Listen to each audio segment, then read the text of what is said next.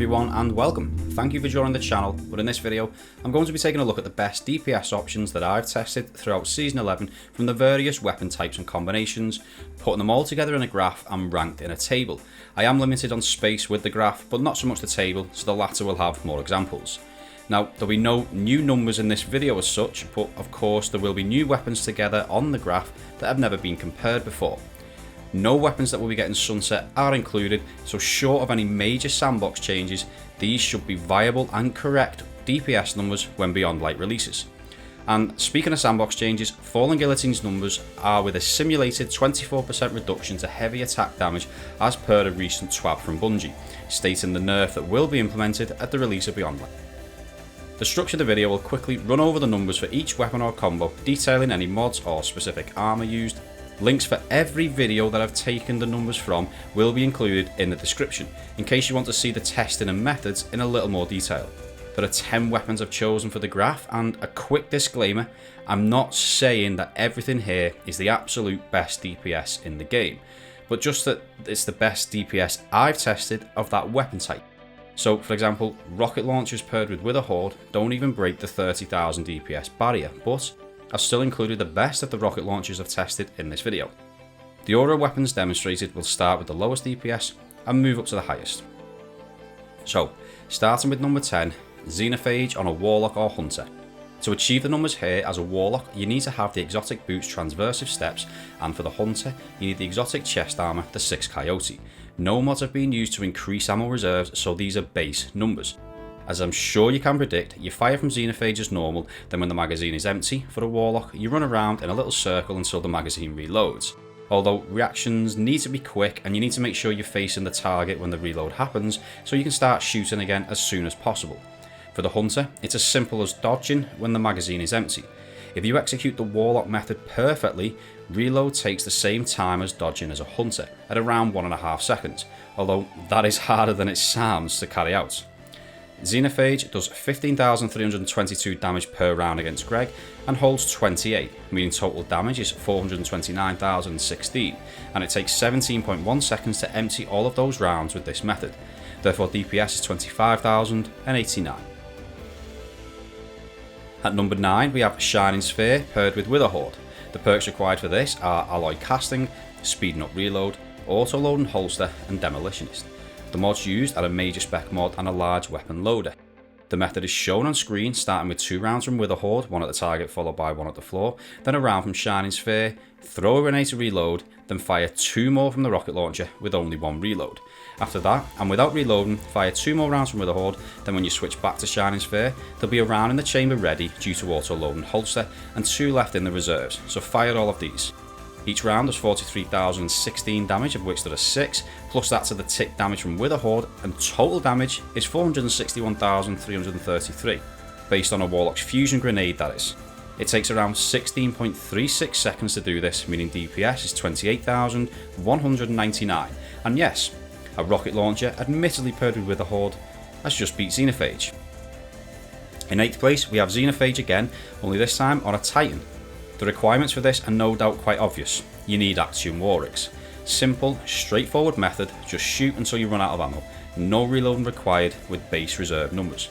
Total damage is the same as with a Warlock or Hunter at 429,016, but you can do this in 14 seconds, meaning DPS is 30,644. In 7th place, Whisper of the Worm with its Catalyst. Now I've done something a little different with this, in that I haven't included the proc time for the Catalyst, unlike previous testing, which means in order to achieve this kind of DPS, you need to be aiming down sights before the boss phase and start shooting straight away once it starts. With the damage buff from Whispered Breathing, Whisper does 28,202 damage per round and holds 18, meaning total damage is 507,636 inflicted over just under 15.5 seconds. Therefore DPS is 32,899. In 6th place is Interference 6 plus Witherhoard. Interference for this has spike grenades, field prep and full court, as well as a backup mag mod and a large weapon loader armour mod. The method for this is now on screen and requires you to start with 2 rounds from Witherhoard, then empty 2 full magazines from Interference 6. Before reloading for the 3rd magazine in the grenade launcher, switch back to Witherhoard and fire 2 more rounds, then back to Interference to empty what's left. Total damage for this comes in at 609,458 over a period of around 17.5 seconds, meaning DPS is 35,249. Next up, and in 5th place, Berenger's Memory, but on its own. The perks required for this are Spike Grenade, Pulse Monitor, Demolitionist, and the weapon has a backup mag mod. The method, although I can't show it all on screen as I don't have a single Berenger's Memory with all the required perks, is to empty 2 magazines, but after you've emptied them, throw a grenade each time. Yes, that means for this, you'll need one of 3 pieces of exotic armour that provides 2 grenade charges, depending on your class. Once you're about to empty the 3rd magazine, fire the last round at the ground and take your shield down and health into the red. Just don't kill yourself. This will proc Pulse Monitor and reload your weapon. And now empty the remaining 2 rounds. Grenade damage is based on a Warlock's fusion grenade, so damage may vary slightly if using a Hunter or Titan. Total damage comes in at 352,582 and it takes just under 10 seconds to do this, so DPS is 35,471. Remember, the original videos that any of these weapons featured in contain more detail regarding the tested and methods. 4th place now, and it's the Ikelos Sniper when paired with Anarchy. For the Ikelos, the perks required are Appended Mag, 4 times the charm, high impact reserves and a boss or major spec mod. Testing was also done with a rifle reloader mod. The method starts by firing 2 rounds from Anarchy, then switch to the Ikelos and empty 2 full magazines.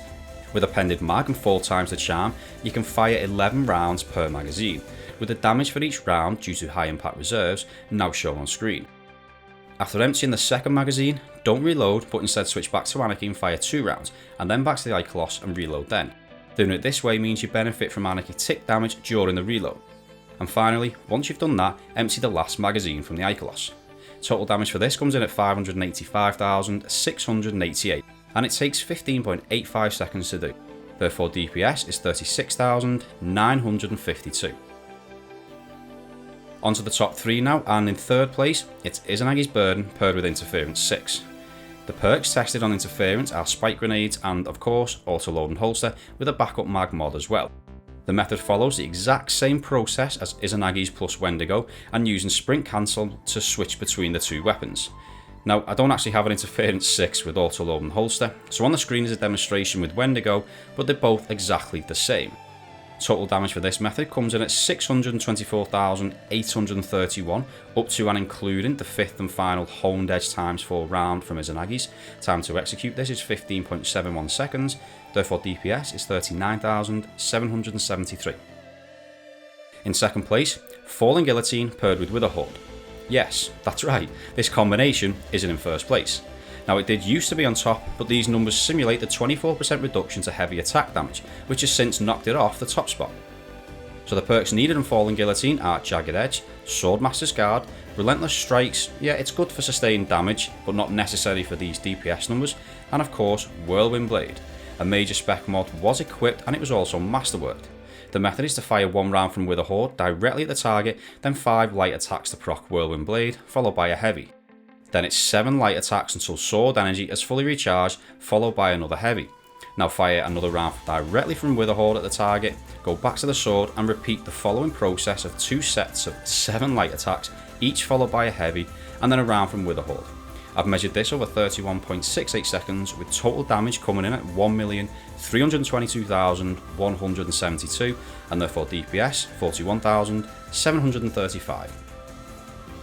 And in 1st place, First in, last out paired with Anarchy. The perks required on the shotgun are Assault Mag and Vorpal Weapon.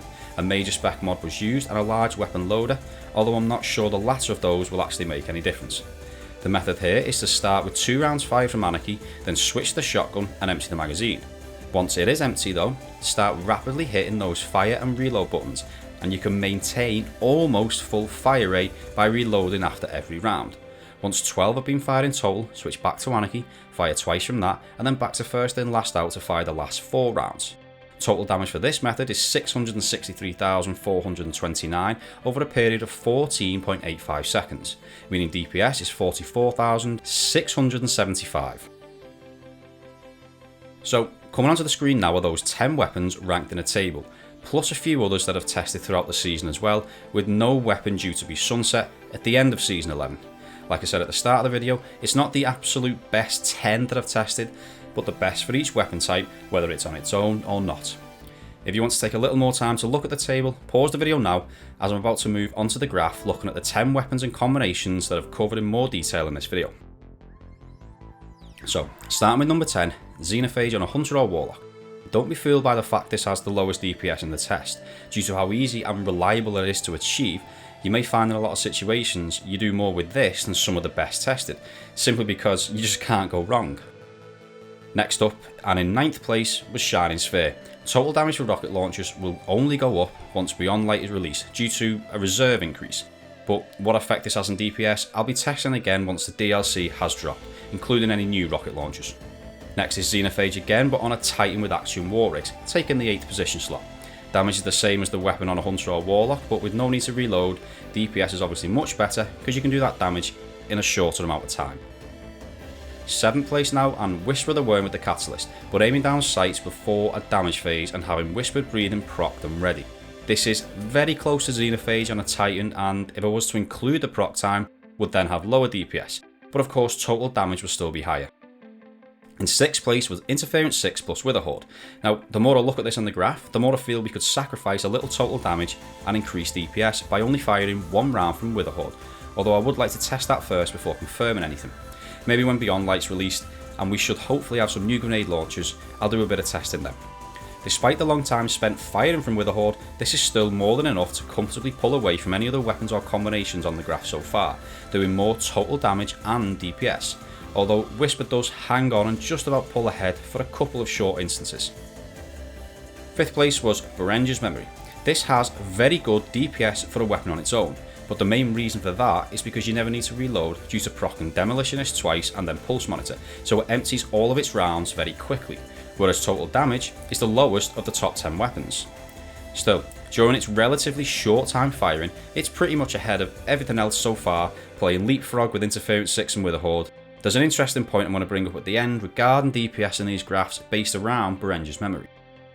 The Ikelos Sniper and Anarchy now, which was in 4th place, and probably one of my favourite combinations I've tested, and not necessarily because it's my favourite to use, but simply because it's such a solid choice if you can land all your shots with the Ikelos, and it really opened my eyes to the potential of high impact reserves.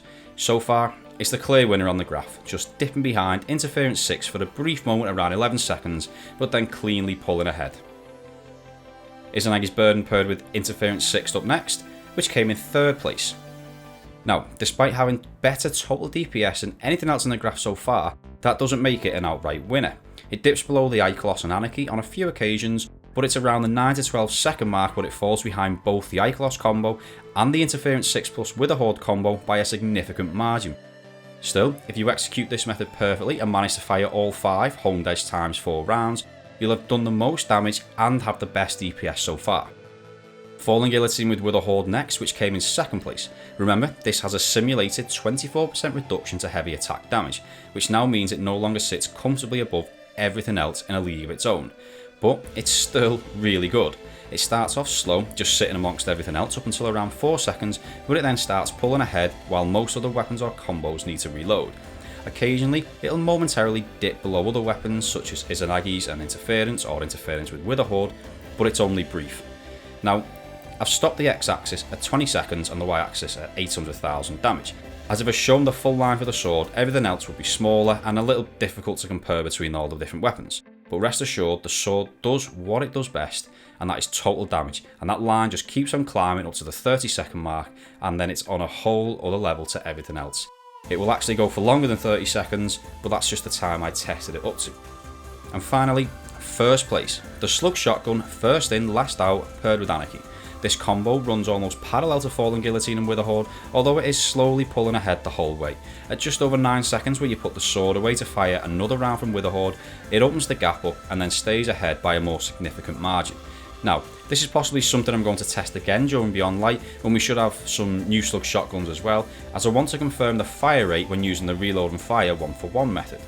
This isn't actually an easy combination to execute perfectly, and similar to the sword, it's high risk but high reward, as you need to be up close to the target, which can often result in instant death, assuming it's even possible to get up close. So, I did say I wanted to highlight something on the graph regarding DPS. Berenger's Memory has performed very well as far as DPS goes, but DPS is based on 2 things, damage and time, hence damage per second DPS. The only way to increase it is to do more damage in a set period of time, or do a set amount of damage in less time, etc. The reason Berenger's memory does so well, at least in this test, is because it's fired every round in under 10 seconds. It has the lowest damage in the test, but it does that damage in such a short period of time that its DPS number is relatively high. Now, I calculate DPS numbers based on the damage done from the start to the end, and the time it takes to do that damage. The DPS figure I then show you is an average for that entire time the weapon or combo is firing. But it doesn't necessarily mean higher DPS is always better. Let me show you what I mean. Berenger's memory has done 35,471 DPS at this point here, near its damn at 10 seconds, and has ever so slightly beat Interference 6 plus Witherhoard. The latter's DPS being calculated based on this endpoint here. But at 10 seconds, where Berenger's memory stops and the values are taken, Interference 6 plus Witherhoard is actually above it, and has done 400,000 damage so far, meaning DPS at that point will be in the region of 40,000, which is significantly better than Berenger's memory. This is why the graphs are important, as without this, and just the numbers only, you think Berenger's memory on its own was better than Interference 6 plus Witherhoard, but it just isn't. It's comfortably ahead until around 5 seconds or so, but that's it. It leapfrogs a little with Interference 6 combo, but then after around 8.5 to 9 seconds, Interference pulls away and opens a huge gap. But if I only told you the numbers, you wouldn't know that. Anyway, this will most likely be my last DPS video before Beyond Light. I may upload a video to discuss any sandbox changes that Bungie could announce between now and release, if they're significant enough. But if not, this will be my last Season 11 video. I know some people have asked for videos on normal fusion rifles and pellet shotguns, and I will be taking a look at them in Beyond Light with any new weapons that come with that. And that is all from me. I hope you enjoyed the video and found it helpful. Don't forget to like and subscribe if you did, and give me some feedback in the comments down below. And as always, thank you very much for watching. I'll see you next time in Beyond Light.